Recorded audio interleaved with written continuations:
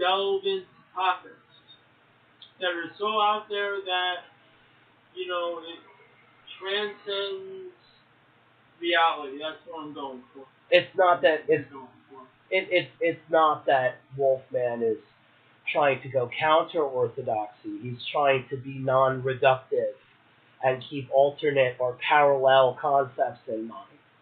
Because if you did find a UFO at the bottom of the Atlantic Ocean tomorrow, it would change everything you knew about the last, I don't know, million years.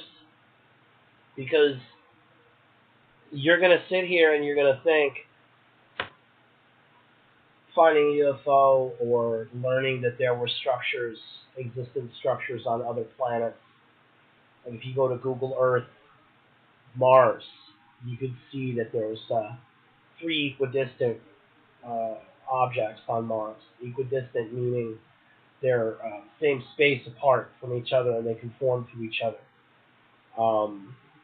That type of thing, it bespeaks industry. It bespeaks a civilization that perhaps has been lost.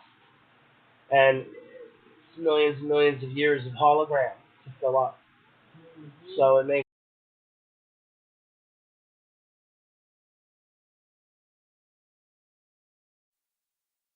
Are you feeling down? Is it the holiday season again? Are you going through the seasonal blues? No need to get down on yourself. The Enlightened Way, How the Zen Path Can Help Treat Depression, can help. In this book, you will learn how through meditation you can start to overcome those blues. Also, you will learn about how discipline can lead to freedom in depression. This is no time to be sloppy and careless about life. The key is to be focused when everything is dark and grim. Suffering is a part of life, and the Zen Path will help us understand this.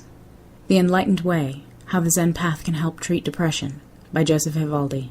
You can begin your journey. Now available on Amazon Kindle. Makes sense that it would be that way. Now, getting down to it, I'm interested not only in past artifacts, but that are haunting our world, like out-of-place objects and such, but missing time. But moreover, have you ever taken note in the research of phenomenology? I mean, I have for the last couple of years that there are reports from all over the world of strange sounds. Now, there's over 50 videos, and I've seen quite a few of these videos. I mean, a lot of them are redundant because, it's just YouTube. I don't go digging too deeply, but they typically show a landscape, someone's recording, like hanging out of their house almost warily. Should I play a little bit of it? It's your show, bro. It's strange sounds around the world, and this is by True Reality or for anyone who is looking up the video. I'm just going to play the first 2 minutes of it.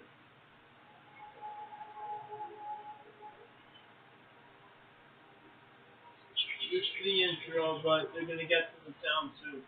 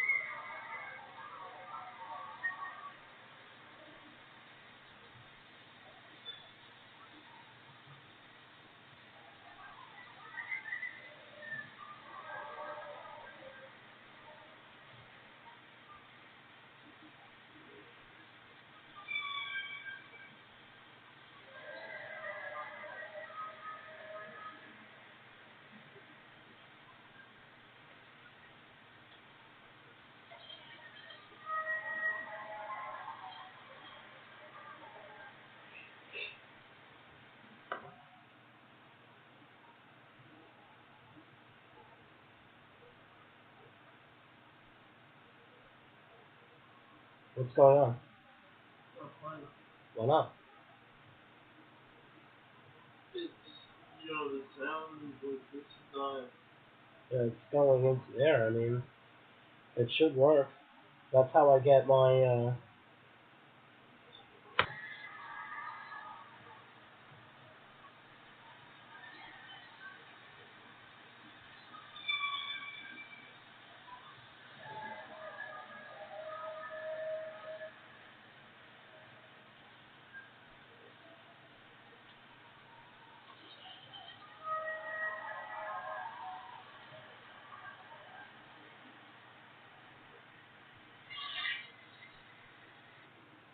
So,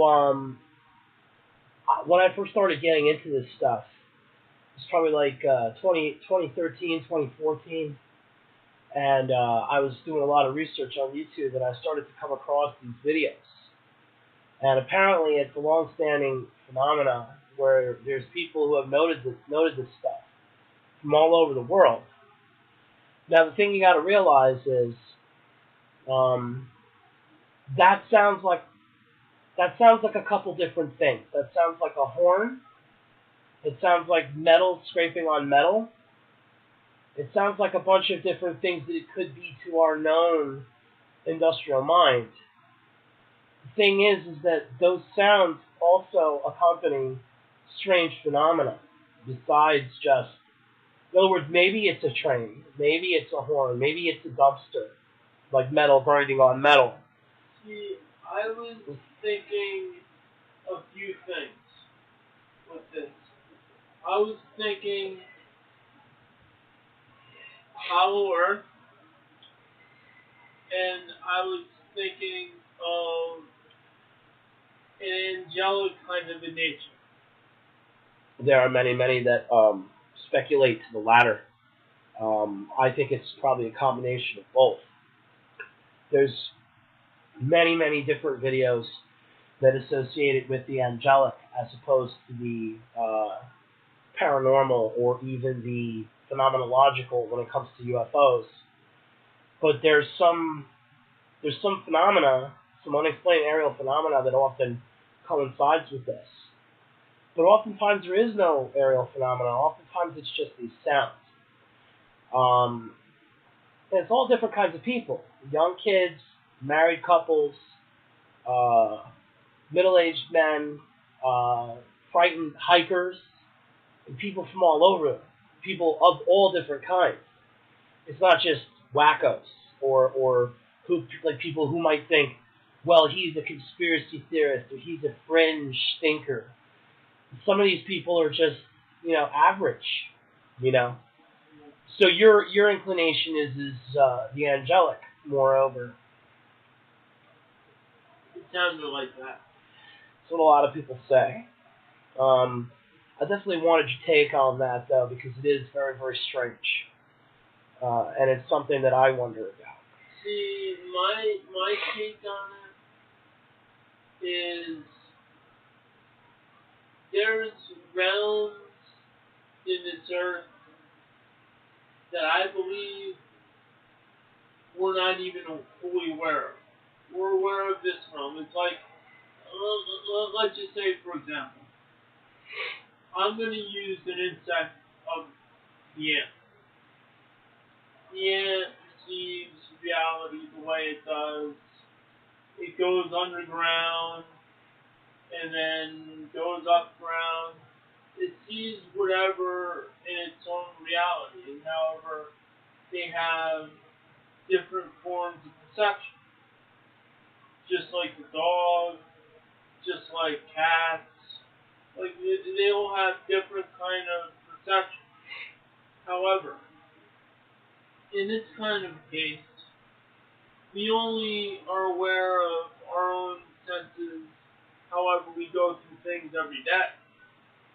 And in this reality, when we hear a sound like that, it's almost calling your highest nature that the sound exists, and it's definitely coming from somewhere. Either it's from reality that we can't foresee that is impacting us, or it's a reality from below the surface of the earth that is connecting to us. Or perhaps from beyond the earth. Yes, it's another reality. Well, reality is nothing more than perception, and knowledge is nothing more than experience. And in that these people have experienced these sounds, that they've actually felt that unknown twinge of like, what is that? Settling or unsettling. That's a thing. Like, you can't, that recording could be fake. Anything you've ever seen about cryptids or UFOs or anything could be fake. But you talked about the higher nature, like not reducing. Also, I've got to discuss something about being fake. And this is going to test reality. Don't take whatever I'm saying for face value, but I'm going to raise a question to test reality for a second. How do we know that our own reality is an illusion? How do we not know? How do we know? How do we know, or how do we not know? How do we decide that, we're speaking right now, we're engaging in this conversation? How do we know that, for those who are listening, that this is the perceived reality? Well, reality is a consensus, I suppose. But I have my own beliefs on these matters, and I'm sure you know. I mean, I don't praise too much with regards to, is this real, is this not real? I don't think any of it's real. I think real is too poor a word. I think the question is it actual? Does the energy match the perception more than your reality, my reality? Because both our realities could be misaligned from the actual forces at play. All I gotta say is one thing, and I might be a silly goose by saying this right now. Oh, I don't think so.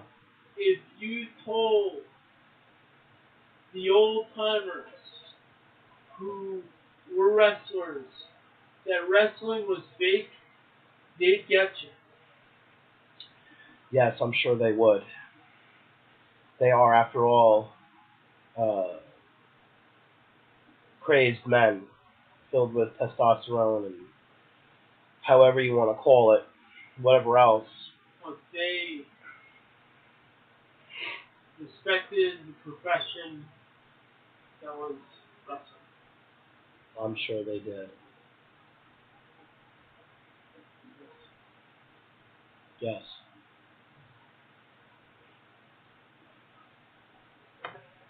Speaking of wrestling, there was a great wrestler in his day in the 1800s, and his name was Abraham Lincoln.